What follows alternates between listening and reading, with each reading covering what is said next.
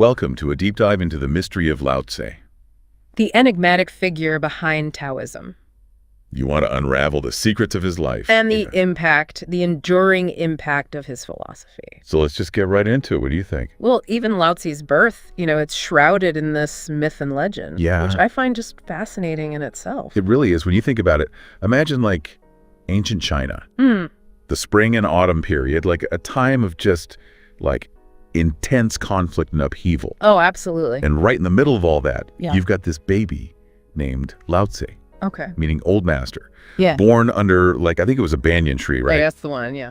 And legend has it he's born with the wisdom of an elder. Right. Gray hair, wrinkles, the whole bit. Now, was he actually born looking like a wise old sage? Right. Right. I don't know, maybe not. Probably not. But the image, though, it really sets the stage. Absolutely. It reinforces this whole idea that Lao-Tse was touched by this deeper understanding, even from birth, right? And this contrast between the chaos of the era and this image of an old soul being born into it. It gets right to the essence of Taoism. It really does. It's almost as if the universe itself was offering up this path to peace right in the midst of all that turmoil. Yeah.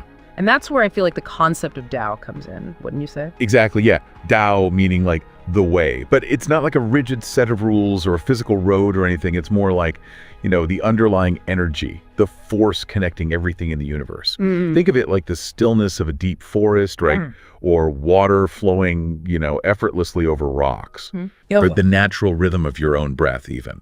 That's the Tao in action. Okay, yeah, I love that. Yeah. So how does young Lao-Tse, this seeker of wisdom, how does he fit into all of this? He grows up in the state of Chu, correct? Yeah, that's right. And he's clearly a curious soul, from the very start. But instead of being drawn to positions of power or wealth, which a lot of people were in his time, right? Lao-Tse, he's drawn to hermits and sages living in the mountains. Really? Yeah, he chooses to learn from their wisdom, So he's devouring knowledge from people who dedicated themselves to understanding the Tao. Exactly. But then his path leads him to a rather unexpected place, the Zouk court. Right. Which is not exactly where you expect to find someone who sought wisdom from hermits, right? Yeah. It isn't Lao-Tse becomes a record keeper. Which, on the surface, that might sound kind of mundane for someone with his insights. Yeah. But this position, it actually gives him this unique perspective. He's quietly observing the workings of the court, the rise and fall of rulers, the fleeting nature of power. All the while, he's contemplating the Tao. So he's got a front row seat to all this human drama. Right. But he's not getting caught up in the drama itself. He's seeing the bigger picture. Right, the patterns that repeat themselves over and over again. Precisely. And here's where it gets interesting. So Lao-Tse, he begins to see a disconnect, right? Okay. The court is obsessed with power, with control, with ambition, all things that are ultimately fleeting. Right. But Lao-Tse, through his understanding of the Tao, he knows that true power lies in aligning yourself with that natural order. Not trying to dominate it. Right, it's exactly. So all this time in the court, instead of reinforcing this desire for power, it actually had the opposite effect on him. Yeah. It's it solidified his belief in the power of the Tao. It's like being surrounded by what he considered the wrong approach just solidified his belief in the right one. Wow. So he saw what happens when people stray from that. You got it.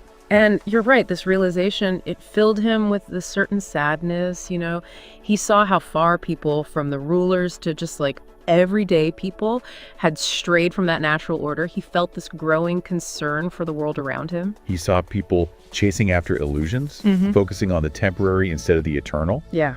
And this weight of the world's imbalance, that responsibility he must have felt, it would eventually lead him to make a really big decision. Yeah. But we'll delve into that in the next part of our deep dive. Yes, we will. So last time, we left Lao-Tse wrestling with this heavy heart. Yeah. Seeing the world so out of balance. Yeah. And it makes you wonder, what can one person, even someone as wise as Lao-Tse, what can they really do when faced with that kind of chaos? That's the question, right? That must have really haunted him, Right. And it ultimately leads him to this decision that would, in a way, change history. He decides to leave the court. He walks away from it all. He does. So picture this, a full moon, right? Yeah. Lao-Tse sets off on his water buffalo, heading west towards the mountains. Yeah. It's such a powerful image. It really is. This old sage turning his back on this life of relative comfort, to follow the path of wisdom into the unknown. Absolutely. What do you think was going through his mind at that moment? I mean, it's like it really captures like the core of everything that Lao-Tse believed in, really. Yeah. True wisdom, it wasn't found in palaces or in positions of power or any of that. It was in aligning yourself with the natural world, with the Tao. And I don't think he was trying to like escape responsibility or anything. Right. It was more that he was trying to find a way to actually live in accordance with that truth. Okay. Yeah. It was in solitude, in that quiet embrace of nature. That's where he likely hoped to find, this new way forward. But, fate often has other plans. You know what I mean? Yeah. He wasn't just destined to disappear into those mountains. That's where Yingxi comes in. Right. Yingxi. This is where the story takes that fascinating turn. Right? Yes, exactly. So Lao-Tse arrives at the western border of the kingdom. He's ready to just slip away, disappear. Right. But the gatekeeper at this final outpost, this man, Yingxi, he wasn't your average guard. He was more than just a guy guarding a gate. He actually recognized Lao-Tse. He did. It's like he'd been expecting him, Yingxi, he had heard the stories, right? The whispers of this sage, this guy with this unparalleled wisdom. Right. And he sees this encounter as this once-in-a-lifetime opportunity. He's got to preserve this wisdom. Wow. So what does he do? He basically refuses to let Lao-Tse pass. Really? Unless he leaves something behind. Just like, I need some wisdom. He senses, the world, it desperately needs what Lao-Tse carries. That's incredible. Imagine having the audacity, right? Yeah. To stop someone like Lao-Tse in his tracks. Yeah. Like, hold on a second. Yeah, no. What did Lao-Tse say to that? Surprisingly, he agrees to the request. He does. It's like he understood that this was part of his journey. Wow. Part of his purpose. He had to share the wisdom that he'd accumulated. So right there in the gatekeeper's lodge, picks up a brush and some ink and starts to write. And that's how the Tao Te Ching was born. Yeah. This little book that's guided and inspired so many people for centuries. It's amazing to think it came about from this chance meeting with the gatekeeper. Right. Talk about a testament to being open to life's little detours, Oh, exactly. It really makes you think about how those seemingly insignificant moments, they can hold such profound meaning, And it speaks volumes about Lao-Tse's character. He didn't set out to write a masterpiece. He was simply honoring a request. Wow. From a guy who recognized the wisdom that he carried. Talk about humility. It makes you wonder if Yingxi had any idea what he was setting in motion, right? So for our listeners who might not be familiar, what are some of the core teachings that Lao-Tse lays out in the Tao Te Ching?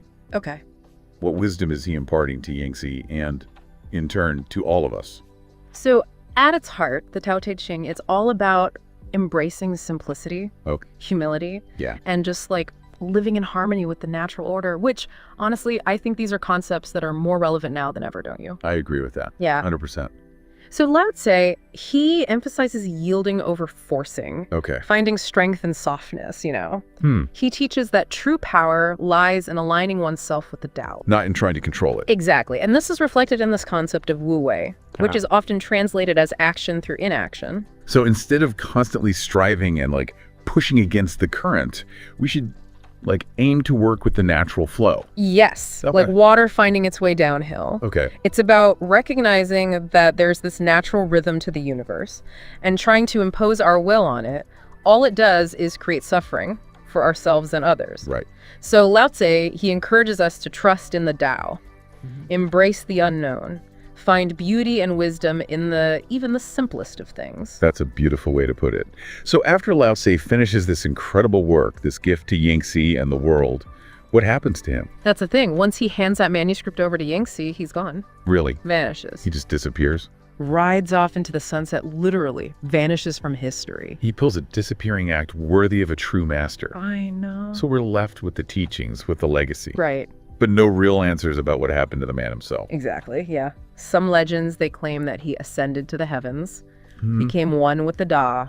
Others believe he just lived out his days in a remote mountain hermitage. Right. The truth is, so much about Lao-Tse, it remains shrouded in mystery. It's almost fitting, wouldn't you say? Yeah. His life, it's it mirrors the very principles he talked about. I know. This testament to the power of letting go. Yes. Of embracing the unknown. But what's not a mystery is the impact, the lasting impact Yeah. of his teachings. They didn't just fade away. No. They spread They spread. long after he was gone. But before we explore how those ripples spread, how about we take a moment to, just kind of reflect on what we've learned about Lao-Tse's life and how this incredible text, the Tao Te Ching, how it came to be. Yeah, that sounds good. So Lao-Tse, he rides off into the sunset, Yeah. literally Right. leaving behind this legacy, this mystery. It's true. But even though he's gone, his physical presence is gone. Right. The ideas, right? Right. The wisdom that he poured into the Tao Te Ching, that's what starts to travel. Yeah, it's remarkable, actually, how this book, right, Yeah. all these verses about simplicity, about balance, it starts to ripple out, right? Heck, it does. From that gatekeeper's lodge into the wider world. Like ripples in a pond, Exactly. expanding outward. Yeah. Tell me, how did people react to these teachings? Okay. Was it an immediate hit? Or Or did it take time for Lao-Tse's wisdom to catch on? it was more of like a slow burn, I think. Okay. Which is kind of fitting, Right. considering the philosophy itself, the Tao Te Ching. It didn't demand like blind faith, Right. It didn't have a strict set of rules. Right. It offered a way of thinking, Yeah. a way of being in the world. And I think that resonated with people Yeah. from all walks of life. It was less about dogma and more about understanding the natural order of things, Yes. finding that harmony within yourself and with the world around you. Which, that was probably pretty radical for its time, wasn't it? Oh, yeah, When absolutely. you think about it. Yeah. All these other philosophies, right?